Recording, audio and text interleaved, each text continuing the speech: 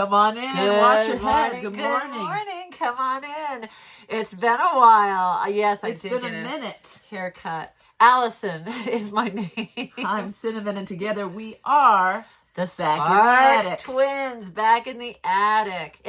We have not been in the same place at the same time. I was pausing because I knew that it's your episode. I was there. The ESP is still I read your mind, and you were saying shush. No. Oh, no? That wasn't true. Then I didn't read your mind, did I? Splat. Bombed. I guess you can't really say that. You can't talk about Oppenheimer. bombs. No. Oppenheimer, unless you're Christopher Nolan. And I don't know what that movie's about. I haven't seen it. Is it about bombs? I didn't see Barbie. I think the last movie I saw, it's been a minute. This has been a minute. That has been a minute. There's only 60 minutes in an hour. I've been living in the ground for the last 3 months. In the ground or underground? Can we please start again? I beg you. Can we start again, please? No, can we please start again, though? Here, let's just quickly start again. I'm editing this one. I think it was a rough start. We have to be okay with imperfectionism. No, I don't want to. As perfectionists, we got to be okay with the mess. No, I want to. We got to embrace. Let's make it at least palatable. I got to stop winking. It looks like I've got a tick at this point. Oh, it might be. We have not been in the same place at the same time, I think, since Christmas. It's whenever our last episode was, frankly. It's been a while. I was on the East Coast in New York and Connecticut and Vermont and Massachusetts for about a week. And then you were in, where's that place you go to do San Diego. Well, just outside San Diego, Carlsbad. Yeah, I'll tell you what. Carlsbad. What we were really going to focus on, not so much as where, but how we got there. Because you've got some stories about your flight, and I've got some stories about my drive. I was just thinking, we haven't been in the same place in the same time for months. I was on the East Coast for a week. You were in Carlsbad for at least 2 days.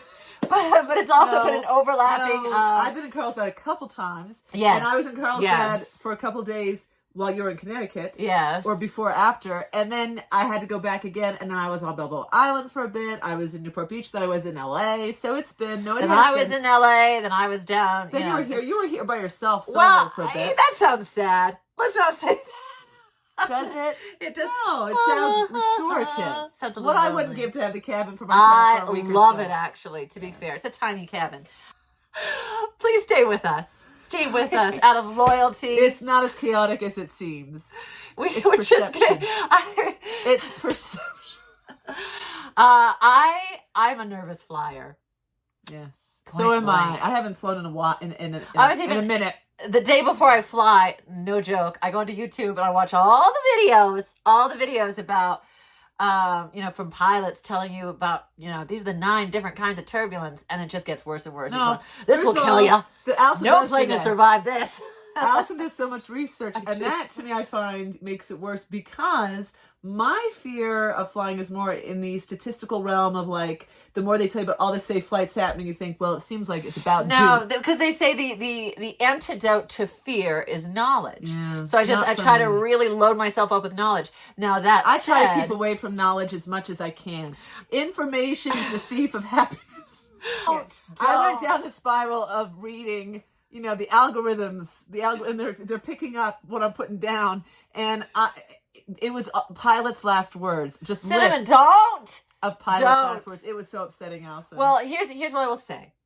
Don't Google it. If you're watching us at night, don't Google it. After I front-loaded on all this knowledge, I got on a flight where the pilot came on 5 minutes in, when you can't get out, you're in the air now, and said...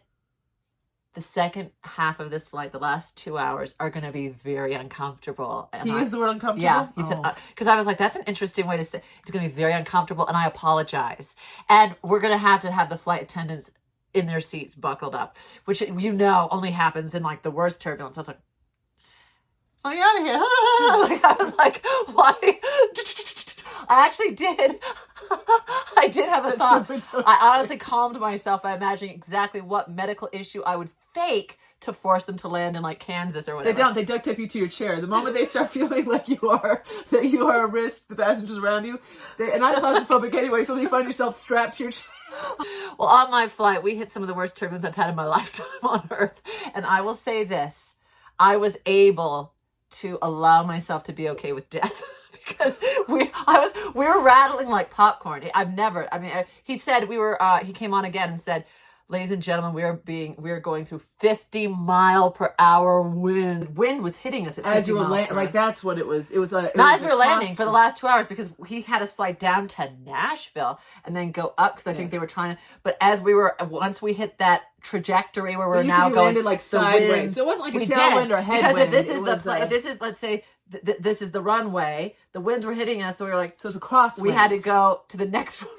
Yeah, I've never experienced that. It was so, when I got to the hotel, the guy was like, it's a blustery day. And I was like, I was just flying in that. And we almost went down.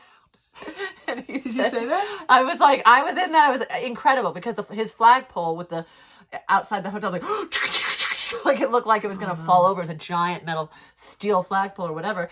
Aluminum. I don't know what they made flagpoles out of. But, he was titanium.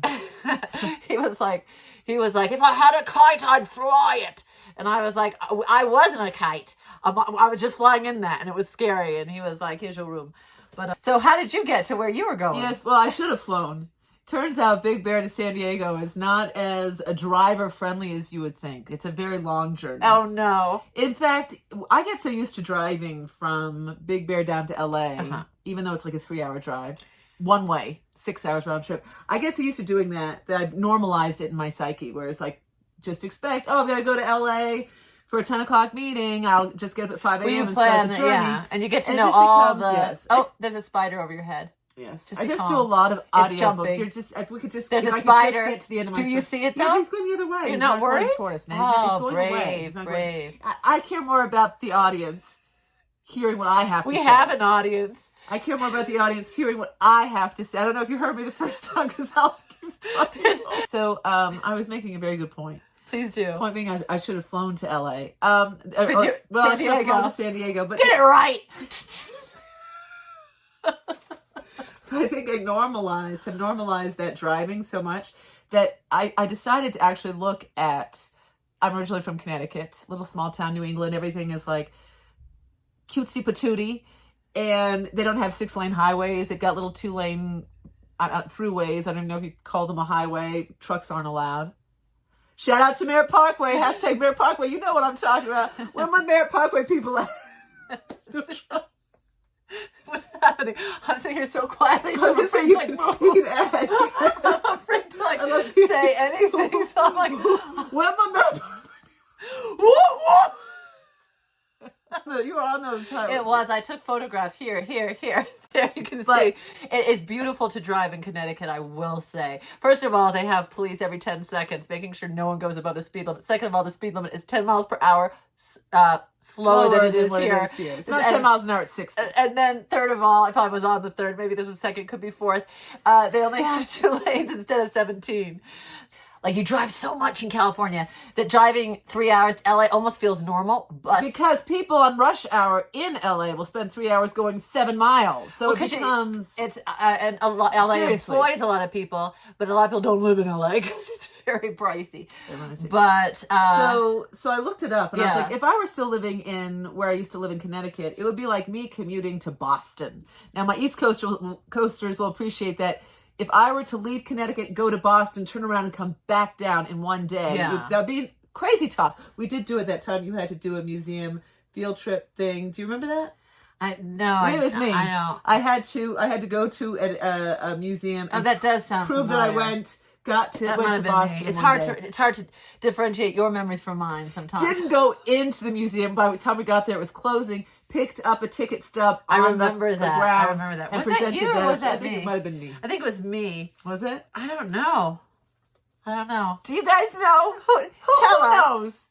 Raise your hands. Before just to put a button on it, it would have been like going from like Connecticut to Florida. It was a 5-hour drive. I don't know if that's... Or going to Vermont round trip if Dan gives his drive. You know what I'm saying, Dan. He doesn't watch these. He doesn't. Oh, Dan, you're missing out. Damn, we're just teasing you. Honesty is the compliment you give those you love. Is that your words of the day? There it is. My words. I just invented that. That's a good one, though. Wait, you just invented that? Yeah. Honesty is the compliment you give those you love. I like that, don't you? So it snowed. Quite a bit, off and on. We had We've had a few storms come two through. back-to-back storms, and then we just had one that ended yesterday. So you can see we still have a layer of snow. Some pow, as they call it. Which leads me to our words of the day. I don't know if they call it pow. It feels like they do. It's Do like skiers call it pow? Oh, maybe. Pow pow? Do they? Who knows? I'm not a skier. Which brings me to words of the day. Words of the day. You know the words. Sing along. Of the day. Words of the day. Words. There it is. Words All of the right. day. This one comes from Peggy Tony Horton, and it's deep in. These are spring quotes, by the way. Deep in their roots, all flowers keep the light. Oh, Isn't that beautiful? Peggy Horton. Oh, I hope she's not a cult leader. I usually Google who these people are before I share. And when I don't, it's going to be like Peggy Tony Horton is serving 16 years in prison for setting alight 2 cities in Iowa. Just saying then. And this last one is a bloom where you're planted, which we're going through a couple decision-making processes right now, couple plates spinning in the air. And I think bloom where you're planted. Just bloom wherever you're planted. That's from Corinthians, actually. Oh, wow. All right. Wildlife Watch.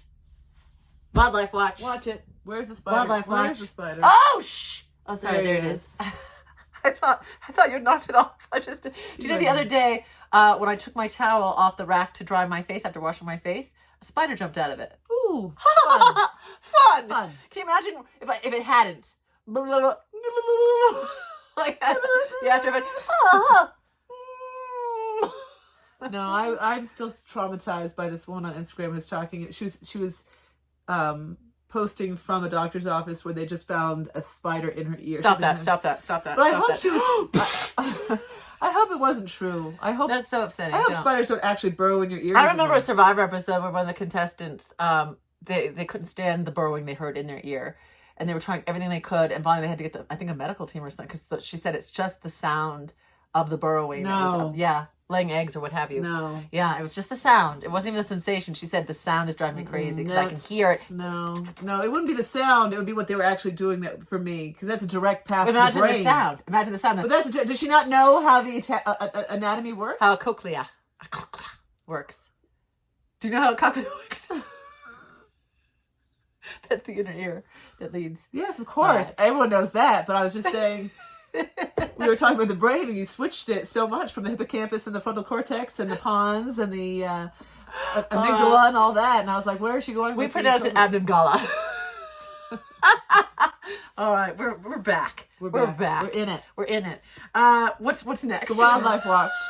What happened? So we've been to the zoo a couple times. It's a rehabilitation zoo. A rehabilitation to be zoo. fair. Just checking in on, especially the wolves. Turns out Ivar is back.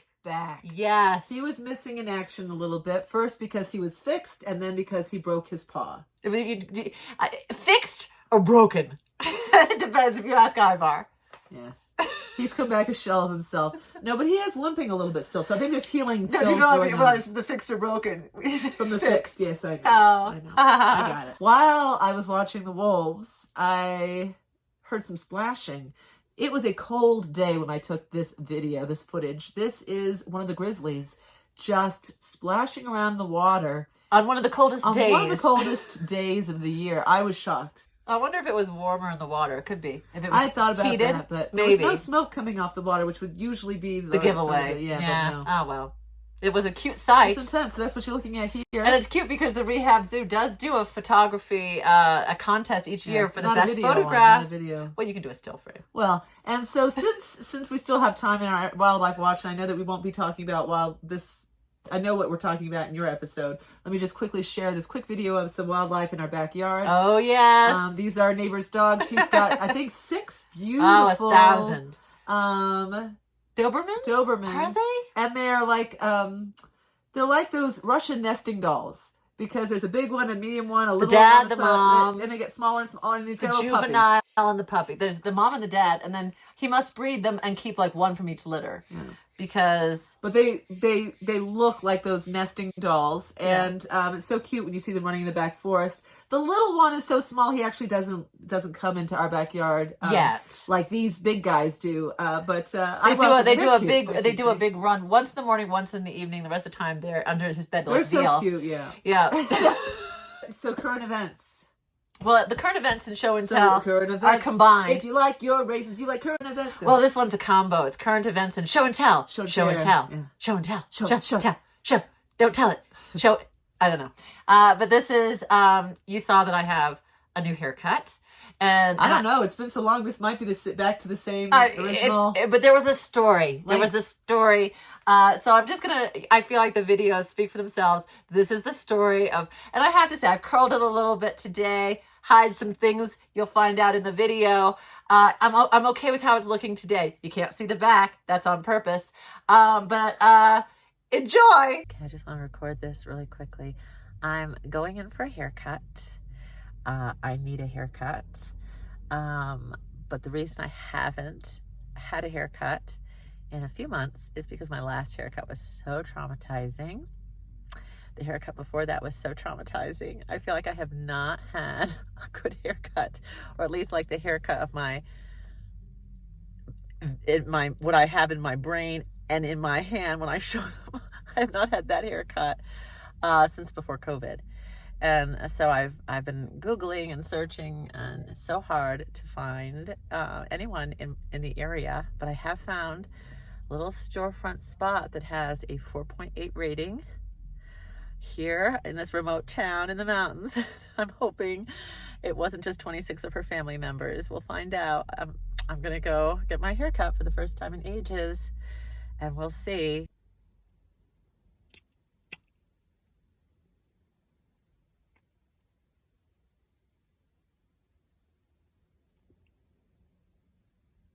I don't know where the miscommunication was. I really don't.